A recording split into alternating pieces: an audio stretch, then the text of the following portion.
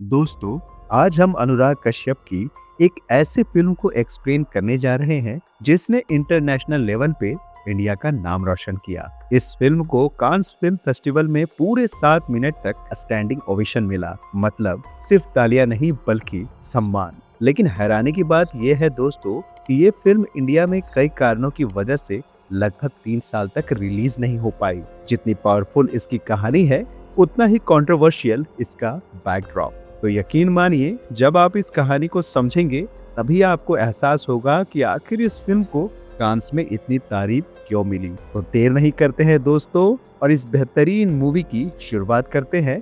आज की मूवी है कैनेडी। मूवी की शुरुआत एक खामोश रात से होती है जहां हम एक कैनेडी नाम के आदमी को चुपचाप घर में सेब खाते देखते हैं। कुछ ही पलों में वहां एक आदमी आता है, लेकिन दोस्तों देखते ही देखते कैनेडी उस आदमी की हत्या कर देता है। और हैरानी की बात तो ये होती है कि हत्या के बाद भी कैनेडी बिल्कुल शांत रहता है, उसे जैसे कोई फर्क ही नहीं पड़ता। जिसके बाद वो वहीं आराम से नहाता है, कपड़े बदलता है और मर चुके आदमी की उंगली से एक अंगूठी निकाल लेता है। दोस्तों, वो ये सब कुछ रिकॉर्ड भी कर रहा होता है। फिर वो उस आदमी का बैग उठाता है और बिना किसी घबराहट के वहां से निकल जाता है। लिफ्ट में उसकी मुलाकात चार्ली नाम की एक लड़की से होती है जो लगभग हर समय नशे में रहती है। वो हर समय हंसते भी रहती है। चार्ली कैनेडी को गौर से देखती है, लेकिन उस वक्त हमें समझ नहीं आता कि चार्ली कैनेडी को गौर से क्यों देख रही है। लेकिन हमें इसका जवाब आगे मिलने वाला है दोस्तों।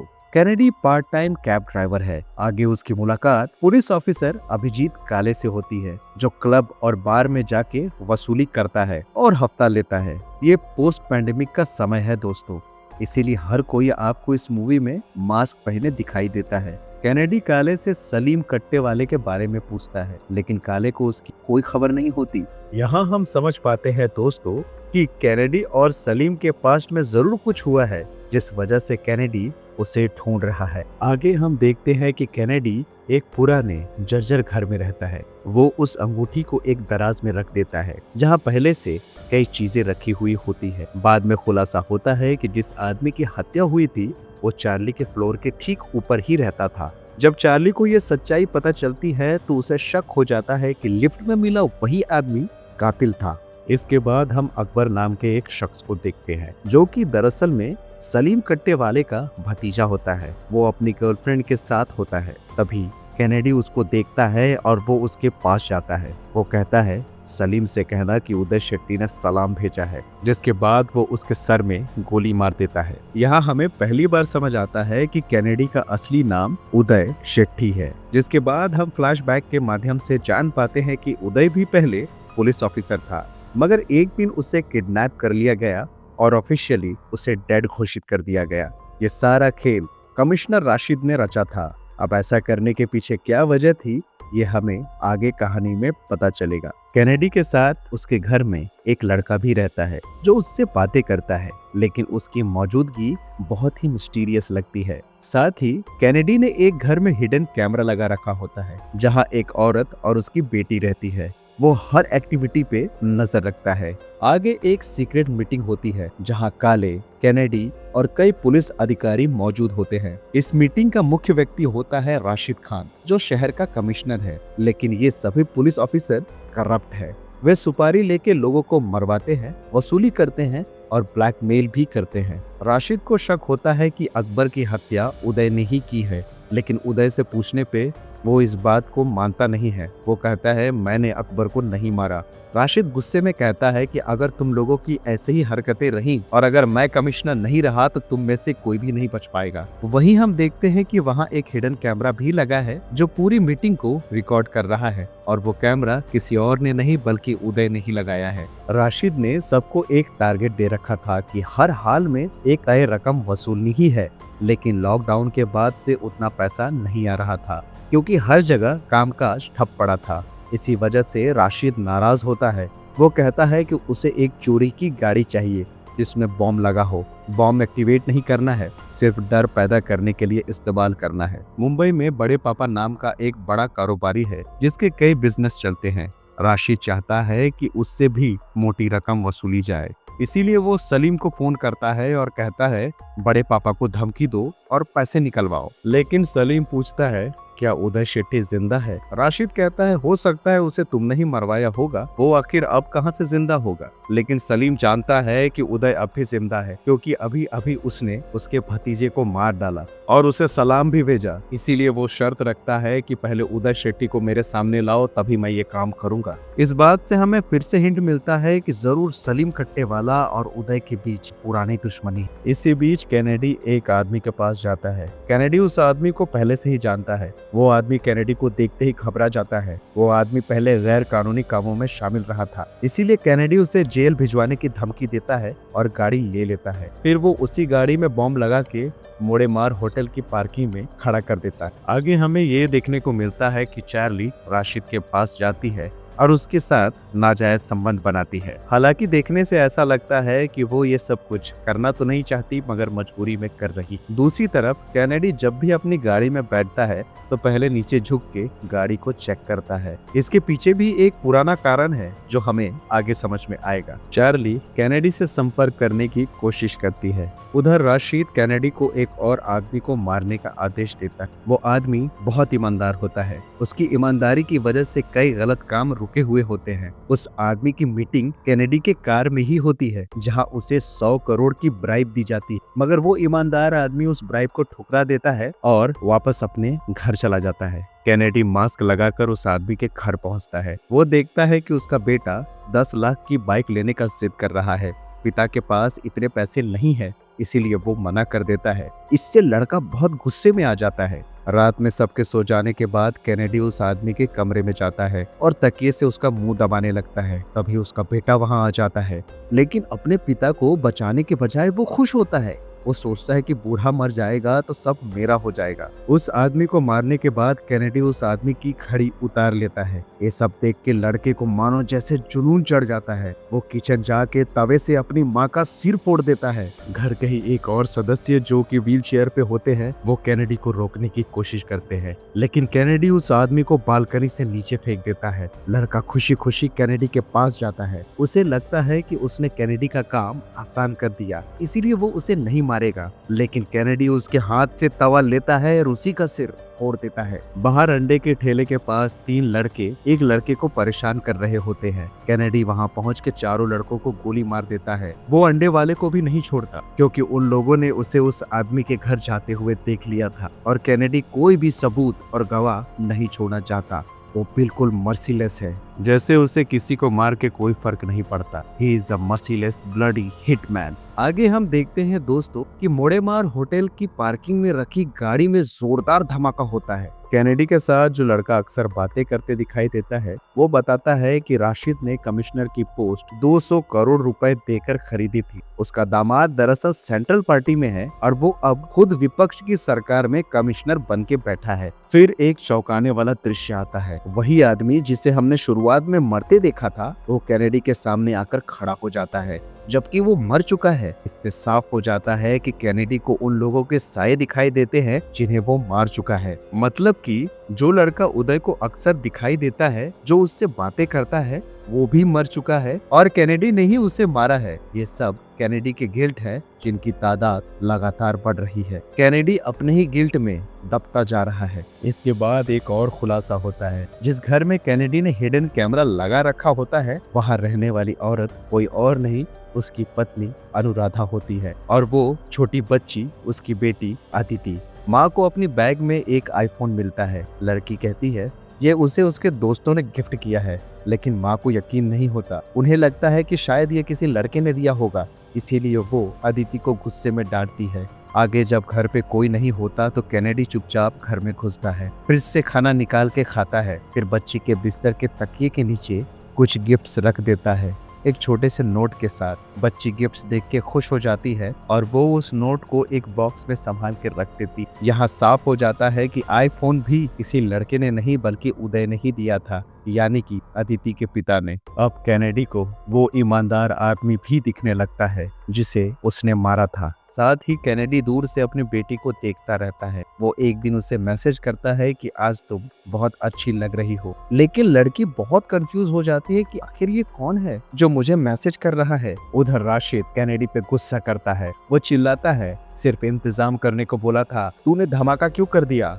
एक आदमी को मारने के लिए भेजा था तो तूने वहाँ पूरा का पूरा घर ही साफ कर दिया। किस किस्म का जल्लाद है तू? तेरे अंदर थोड़ी दया भी है या नहीं? एक को मारने को कहा था, सबके सबको मार दिया। एक रात में तूने पुलिस की ऐसी हालत कर दी कि एक हफ्ते तक संभल नहीं पाएंगे। काले आगे कैनेडी से पूछता है, तूने बम आखिर क्यों फोड़ा? गाड़ी की नंबर प्लेट भी मिल गई है, तूने नंबर प्लेट भी नहीं बदला। जिस आदमी की गाड़ी थी वो अब अंडरग्राउंड हो गया है। उसकी बीवी ने मीडिया से कह दिया है कि गाड़ी एक पुलिस वाला लेके गया था। तू भले ही दुनिया के नजरों में मर गया हो, लेकिन उसके लिए तो तू अब भी पुलिस वाला है। अगर वो पकड़ा गया तो तू फंसेगा, और अगर तू फंसा तो हम सब फंसेंगे। इसीलिए फैसला होता है कि जिस आदमी की गाड़ी ली थी उसे ढूंढ के खत्म करना पड़ेगा, वरना आगे वो सच्चाई बता सकता है। कैनेडी उस आदमी को खोज निकालता है। वो उदय को देखते ही वहाँ से भागने लगता है, लेकिन उदय उसका पीछा करता है। साथ ही वो उसके ड्राइवर को भी मार देता है और उदय उसे पकड़ के काले के पास ले जाता है। काले कहता है, तू बच जाता, लेकिन तेरी बीवी ने सबको बता दिया कि गाड़ी पुलिस ने ली है,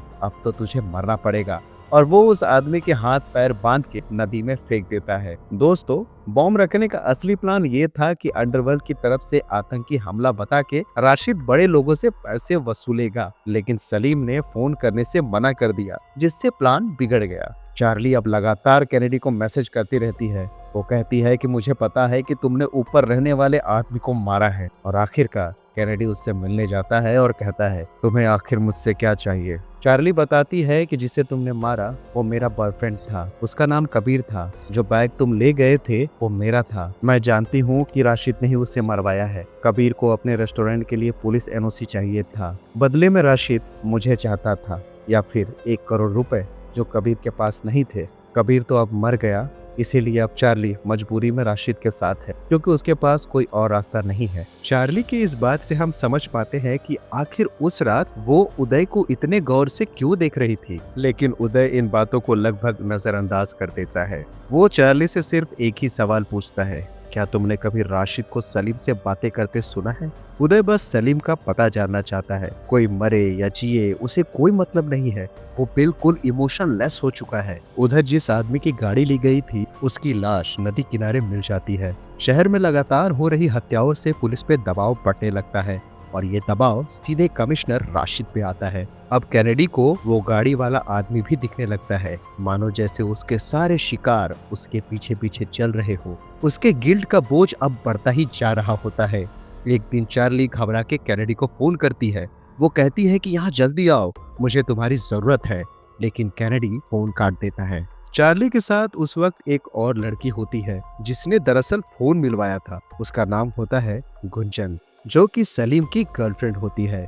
आगे कैनेडी बैंक जाता है अपनी बेटी के अकाउंट में 14 लाख रुपए जमा करवाने के लिए, लेकिन उसके पास कोई आईडी प्रूफ नहीं होती, इसीलिए बैंक वाले मना कर देते हैं। वो कहते हैं कि 14 लाख रुपए आप बिना किसी आईडी के जमा नहीं कर सकते। आगे कैनेडी वहां से निकल के चार्ली के घर जाता है। उधर हम देख पाते हैं कि काले भी उसका पीछा कर रहा है। काले चार्ली के कमरे में पहुंचता है तो गुंजन बताती है कि कैनेडी वहां नहीं आया।